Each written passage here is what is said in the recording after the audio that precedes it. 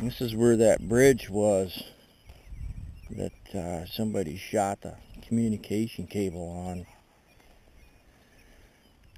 This bridge has been closed a long time.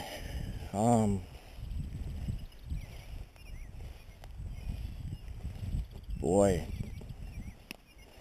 I'm trying to think of how long it's been closed. It's been closed almost the entire time that I lived at the farm right over there.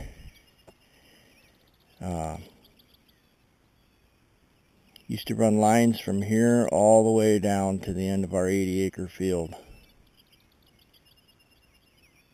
So yeah, from gravel to gravel, that's a mile. Yeah, wow. Used to come down here on my little Yamaha Enduro, come down this road, park it, tie the rope stringer to the handlebars, ride home lopsided. It took a long time to get home too. Didn't want to get any fish tangled up in the wheel, the front tire.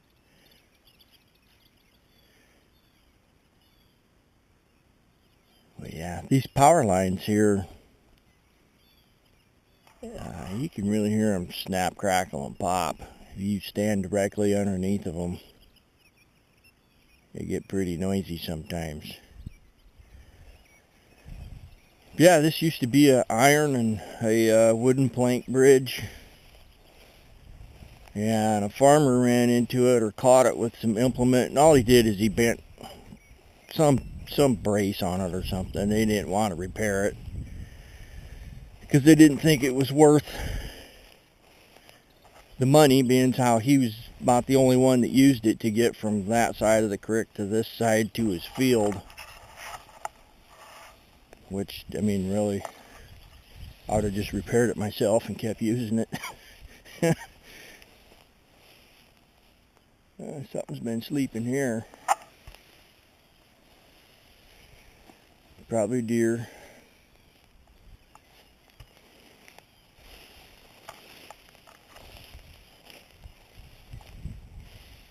But everything is gone from the bridge now.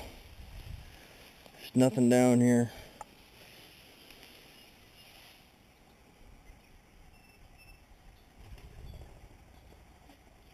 Here's a pheasant. Ditch chicken.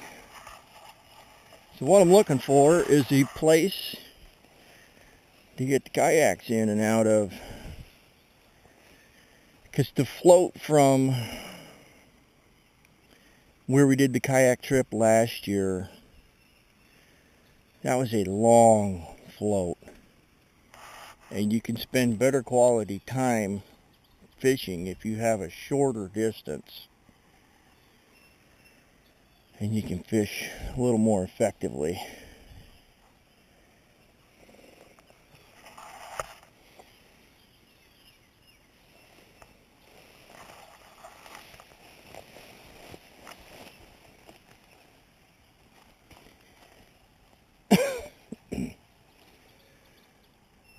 Yeah, I know I can get down in there. Not very comfortably, but you can.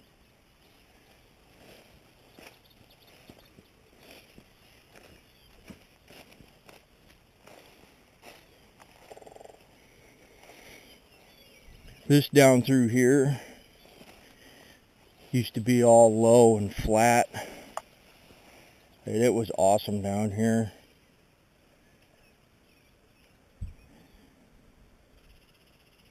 You could camp right by the water's edge, kind of like it is down further. There's a horned owl that just flew in a tree up there. There's usually a nesting pair of those down through here somewhere.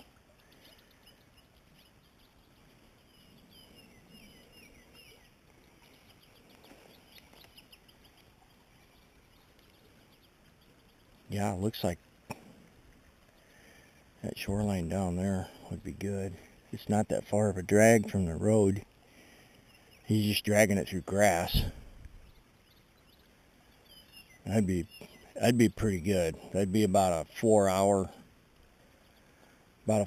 float. it would cut it in half. Or we could come out here and start north, which would be about a 4-hour float too. That's crazy though. Either direction it takes about 4 hours, but it's only a mile on the highway. This river's got so many turns and bends in it. Not as many as it used to.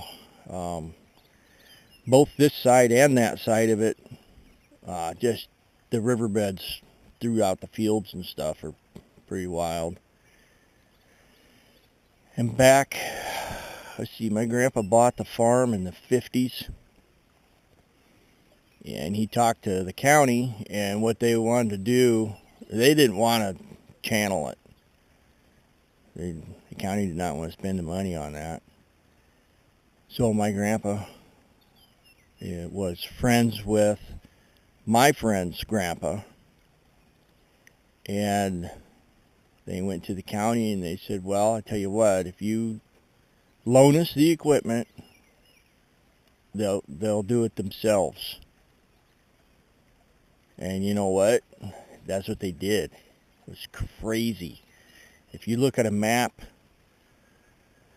before and after, the amount of dirt that they had to move to make this thing go where it is now is phenomenal. It's crazy. There's a riverbed right over the hill there. I used to catch bullheads out of there when I was a tiny little kid with Grandpa all the time. That was his favorite thing to do with me, was come down here, sit on the bank, sit in the hot sun, and catch bullheads. But one right after another. It was phenomenal. It was pretty cool. That's what really turned me on to fishing. And it wasn't until, I was in junior high, early junior high.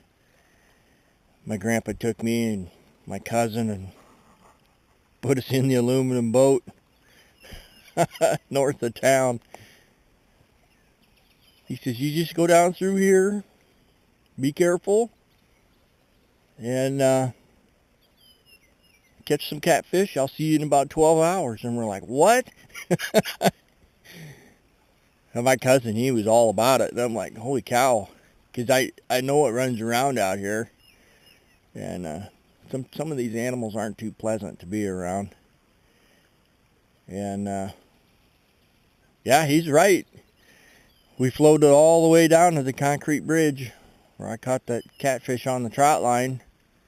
And there he is, standing on the bridge, watching us float right to him. I tell you what, it was one of the best experiences I've ever had by myself as a juvenile adult, being in charge of my own life. Not drowning, not flipping the boat, not sinking the boat, not drowning my cousin. No fillet knife accidents, no hooks in the hands, no hooks in the ears. But yeah, that was a good time.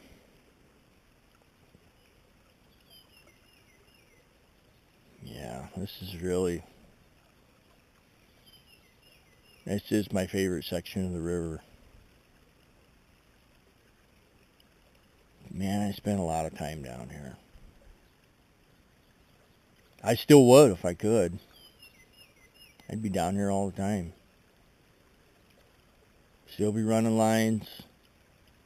Still be trapping. I used to come down here, I'd walk from the farm down to the river with a gunny sack, my trapping supplies, strapped to my back, and a little single mantle Coleman gas lantern, a little red one. Walk down here in my chest waders, and I would walk down to the sand corner, which is the line I ran along the farm was only about a quarter of a mile. It wasn't that big because I had to walk to the river, set my stuff, redo my stuff, bring in the animals, and be back and get on the school bus by 7 in the morning. And yeah, as a kid that's in 6th and 7th grade, no license, no permit, nothing. You're walking everywhere. Your line can't be real long, not unless you got somebody hauling you around. Man, but that bridge was tall too. My little brother and I, Grandpa dropped us off down here. It was like 10 o'clock at night, and just dark as could be. And we had on those plastic catfish worms and some Doc's catfish bait. We were fishing right off the bridge. And something just grabbed a hold of one of those rods and she just started screaming. And the handles on it had pretty short shanks. I had no leverage at all. And my brother ended up bringing it up the bridge hand over hand. And it was a 4.5-pound channel cat. And the neighbor girl that lived in the house up there, she came running down to the bridge. She heard us squealing and hollering around, and she come down there. And she's pretty cool. She's a good person. But yeah, it was crazy.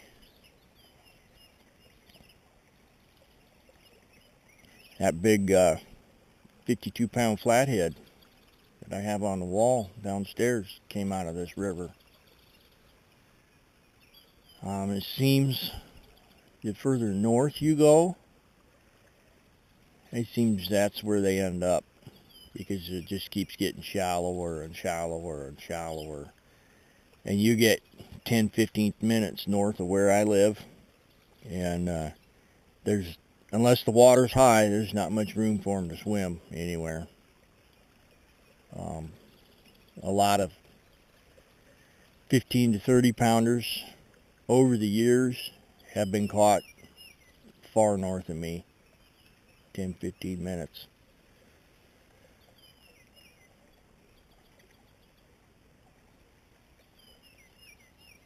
I'd come down here on that enduro and I'd just camp out. I'd have 2 fishing rods out. I'd spend all day down here catfishing, watching the beaver and the muskrats, listening to the big old carp suck along the bank, and catch a skipjack once in a while. Goldeye is what they actually are. Catch one, cut him up for bait, catch a couple nice catfish on him, and head home for supper. But that is just the scenery through here. I mean, it looks pretty ratty right now because of all this corn stalks in the trees and everything. We get a few good thunderstorms, it'll be knocked out of the trees. It'll be okay.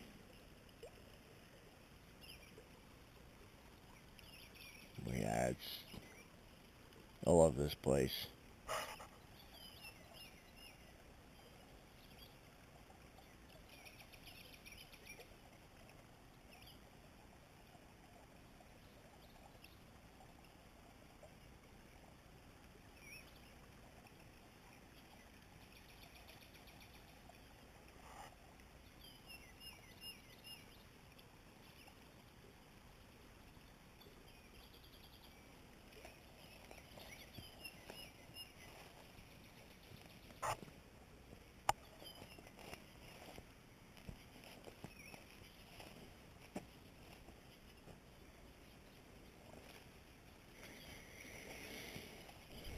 Look at that, just like a snowdrift.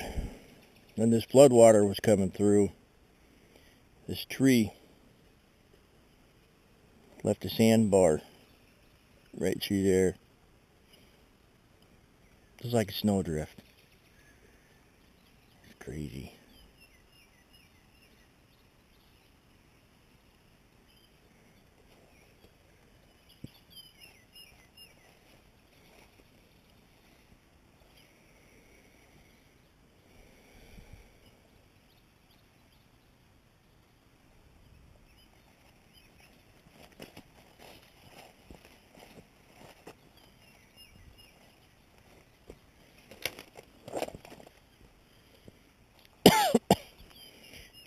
That wouldn't feel good at all. Get that thing in your face. You stand it up so you can see it.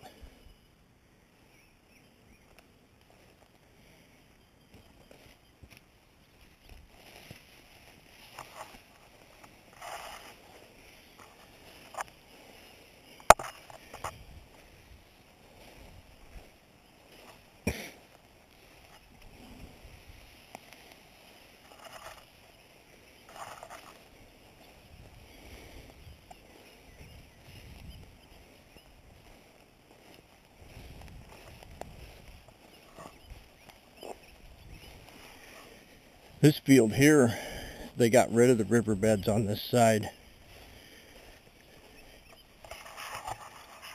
This used to snake off. It'd snake over there. Then it came back over here. Had been big arc going through there. Then it went back that way across the creek. And there's two riverbeds back in there. Then what it did is it shot back across our side. See where those trees in the center, those come this way from where the river is now. That's an old riverbed down there.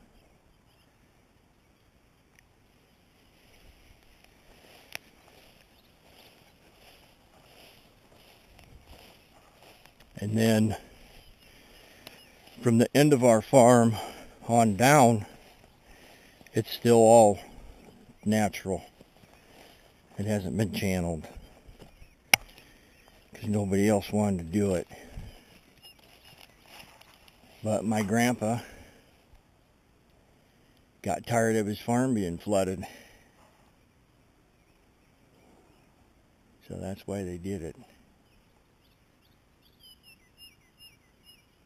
But the amount of wildlife that's around here, just because there are trees, is phenomenal.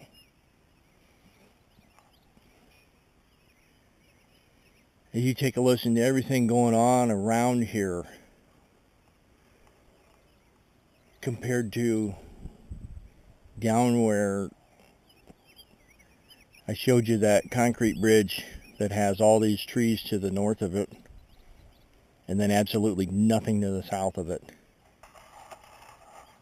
It's astounding just to sit and listen to the difference. Alright, enough of me rambling on. I'm gonna head her home before I just decide to sit down here all day. I don't have a rod, don't have any bait, but I'd still sit down here. I could do it. There's a red-bellied woodpecker over there. He's talking to me. He's telling me, get out of my woods. Leave me alone, go home. So I'm gonna do it.